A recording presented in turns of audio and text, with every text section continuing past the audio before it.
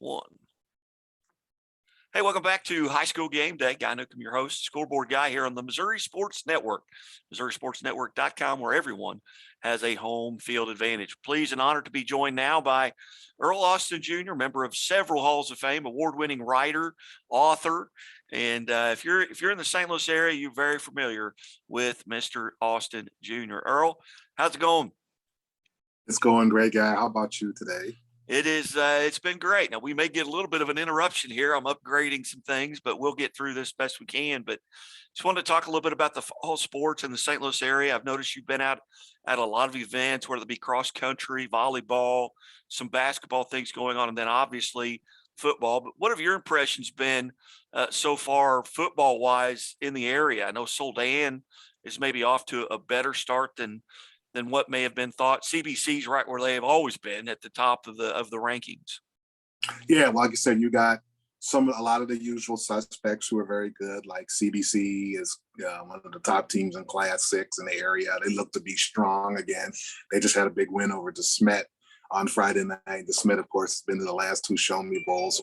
CBC and DeSmet have been battling for that Metro Catholic Conference supremacy the last several years, and they've kind of been even Steven. So CBC seems to have taken it back so far in the tug of war. And Francis Howell High School is having an excellent year as well in St. Charles County. They're doing a tremendous job. They're 3-0, just had a big victory over Granite City. Saw them a couple of weeks ago against Fort Zumwalt North. You mentioned Soldan in the city, but Vashon, who we know during basketball season is their main sport, but football, they look to have a strong season this year. They got an outstanding freshman running back named De'Aaron Hill, one of the best, and probably one of the best in the state. I mean, he got 4 touchdowns the other night, very smooth runner. And they possibly can go undefeated until the regular season, until the last game, which they do play DeSmet. So, and they're coached by Will Franklin, who played at Vashon, played at Mizzou, played in the NFL, and he's doing a nice job in his alma mater.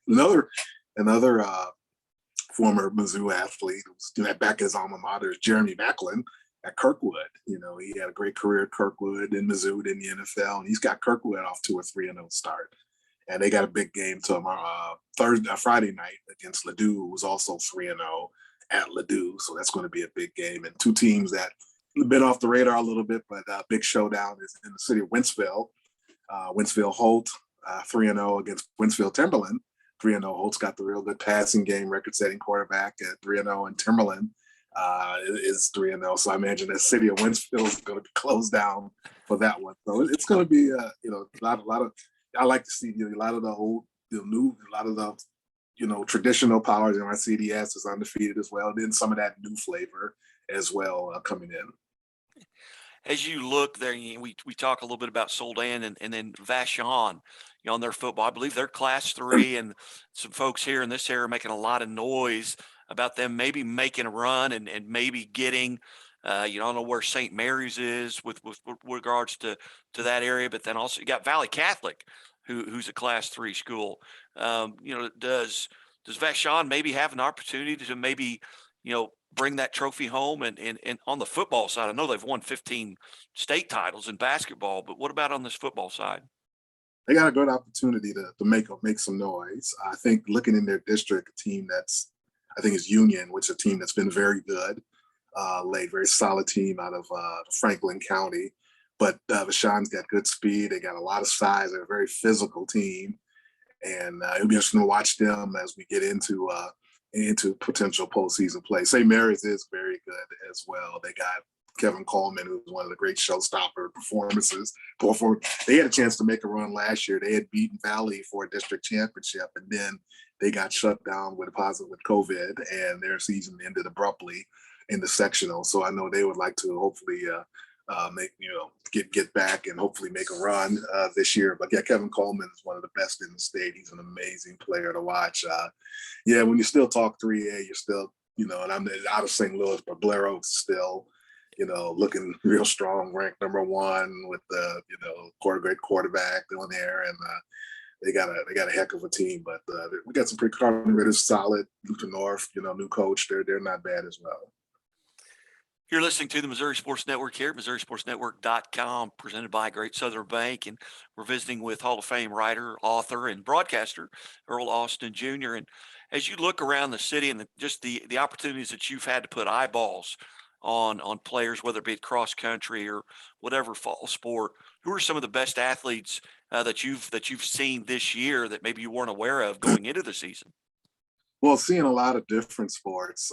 That's what my social media Earl Time update. I'm able to go out, branch out, and see a lot of different athletes.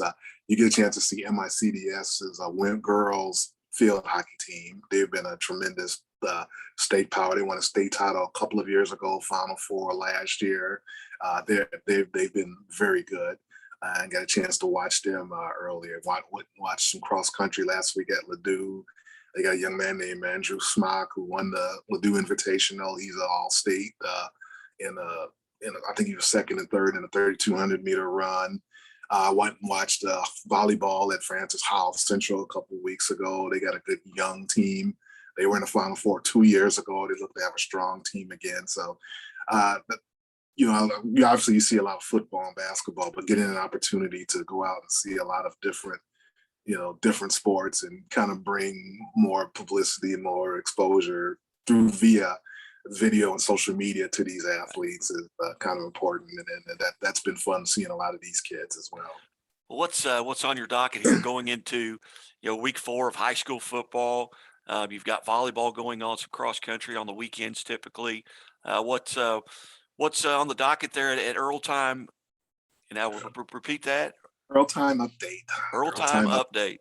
I know Yes. I've watched them and I've retweeted them, but Earl Time update. Where will Earl Time update be this weekend? Well, I know I got Thursday football today, this evening. Yeah, I get my days mixed up sometimes. Jennings High School will be hosting Live for Life, a couple of pretty good small schools. Tomorrow, I'm still 50-50 on where I'm going to go. I'm the Battle of Wentzville, very appealing with Timberland and Holt, or that Kirkwood Ladue game as well. So I'm still up in the air on that. And then Saturday, I'm not sure if I'm going to see Fall League basketball or there's another 3-0 battle of 3-0s. Hazelwood Central here in North St. Louis County, where I live, is playing Sackman out of South County, St. Louis, coming across town. They're both 3-0. They play at noon. So those are two. Today, for sure, I know I'm locked in at that one, but those are the other possibilities as well. And then earlier this week, I was at girls volleyball. Live for Life, who's undefeated, played Steam Academy at McClure South Berkeley. And we do it all over again next week. And before you know it, SLU basketball is going to be starting. There's Unbelievable. It's incredible. That's that quick. It's just right around the corner. They're already working out. Teams are practicing, getting their, fall, whatever workouts in, and looking forward to the schedule came out. It's going to be a challenging schedule. We got a trip to Memphis late in November, which was going to be good to begin with. Then they added the top 2 players in the country in the last couple of weeks, and Amani Bates and Jalen Duran. So also they became a top 10 team all of a sudden. So we get to visit them at FedEx Arena, and then Auburn and Bruce Pearl, which is probably going to be a preseason top 10 team, makes a return date to St. Louis. We played them in Birmingham a couple of years ago, had a great game, and now they make the return trip, and they're coming fully loaded as well. So UAB is very good, and of course the Atlantic 10 schedule is always tough. We're visiting with Earl Austin Jr. And folks, if you want to follow him, how do they follow you and get the Earl Time updates? What's your Twitter handle? At Earl Austin Jr. That's where it is. # Earl Time Update. It's all on Twitter and my Facebook page as well. I put some reports, but basically you get my reports, and then I do running game highlights throughout the game, and then I think the highlight of the Earl Time Update is the kids. Though at the end of every game, I interview about a half dozen or so kids after and put those up as well. That's really the highlight of the Earl Time Update. As you notice, I don't talk to any adults, no coaches, no nothing. It's all kids. They're the highlight, they're the show, and I put them on Front Street as well. And sometimes during basketball, and even softball or baseball, instead of doing highlights, I'll just start doing games. I'll just set up my phone or whatever, iPad, and just call games and that's a lot of fun too.